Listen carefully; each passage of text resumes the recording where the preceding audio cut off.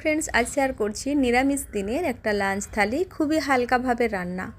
শীতের দুপুরে রান্নার এই পদগুলি থাকলে গরম ভাতের সাথে আর কিছুই লাগে না। মাছ মাংসের কথা মনেই পড়বে না। আশা করছি ভালো লাগবে। ভিডিওটি শেষ পর্যন্ত দেখার অনুরোধ রইল। তো প্রথমে আমি ভাতটা বসিয়ে দিয়েছি একটা চুলাতে, আর অন্য চুলাতে একটা কড়া বসিয়ে দিয়ে অ্যাড করলাম 2-3 টেবিল চামচ সর্ষের তেল। তেলের মধ্যে কয়েকটা বড়ি দিয়ে দিয়েছি। মিডিয়াম ফ্লেমে বড়িগুলোকে নাড়তে নাড়তে লালচে রং ধরিয়ে ভেজে তুলে নেব। ওই তেলের মধ্যেই দিয়ে দিচ্ছি আলু আর ওলকপি আগে থেকে কেটে ধুয়ে রাখা। তেলের সাথে একবার নেড়েচেড়ে মিশিয়ে নিয়ে ঢাকা দিয়ে দেব 3-4 মিনিটের জন্য, গ্যাসের ফ্লেম লো করে দিয়ে। 3-4 মিনিট পর ঢাকনাটা সরিয়ে দিয়ে একটু নেড়েচেড়ে নিচ্ছি। তারপর এর মধ্যে অ্যাড করে দিচ্ছি আগে থেকে কেটে রাখা বেগুন আর সরষে ডাঁটা। দিয়ে দেবো নুন, হাফ চামচেরও বেশি, হাফ চামচ হলুদের গুঁড়ো। নুন আর হলুদটাকে ভালো করে মেশাবো আর হাই ফ্লেমে 3-4 মিনিট নাড়বো। বেগুন দেওয়ার পর সবসময় গ্যাসের ফ্লেম হাই রাখতে হবে।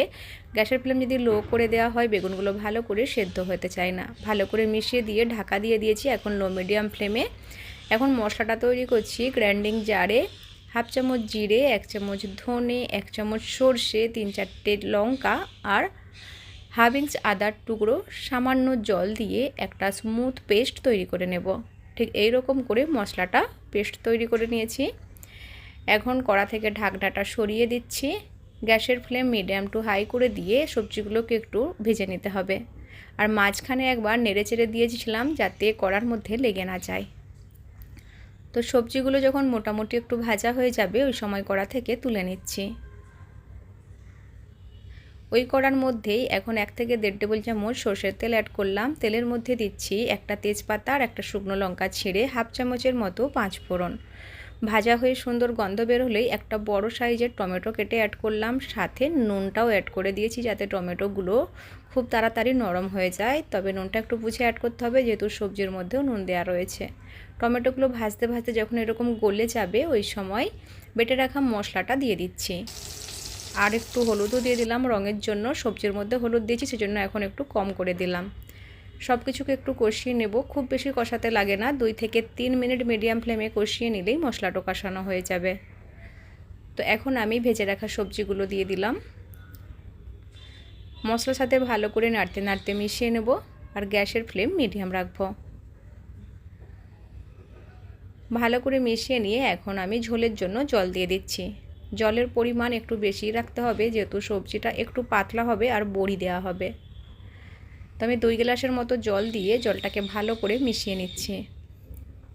গ্যাসের ফ্লেম হাই রাখবো ঝোলটা ফুটে ওঠা পর্যন্ত। অন্যদিকে ভাতটাও চেক করে নিচ্ছি।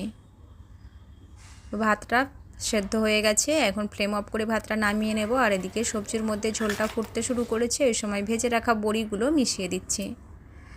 ভালো করে নেড়েচেড়ে ঝোলের মধ্যে মেশাবো আর প্রায় 7 থেকে 8 মিনিটের মতো রান্না করব ঢাকা দিয়ে, গ্যাসের ফ্লেম লো টু মিডিয়াম রেখে। অন্যদিকে আমি শাক ভাজা করছিলাম অন্য কড়াতে। কড়ার মধ্যে সামান্য তেল, লঙ্কা ছিঁড়ে শাকগুলো তুলে দিয়েছিলাম। একটু কমে যাওয়ার পর নুন হলুদ অ্যাড করলাম। নুন হলুদটাকে ভালো করে মেশাবো। আর শাকের মধ্যে রয়েছে ওলকপির পাতা আর পালং পাতা। শাকের মধ্যে এখন হালকা জল রয়েছে, এই জলের মধ্যে শাকটা সেদ্ধও করব আবার ভাজাও করব। তো 7-8 মিনিট পর্যন্ত ঝোলটা রান্না করে নিয়েছি। ঢাকনাটা সরিয়ে দিলাম।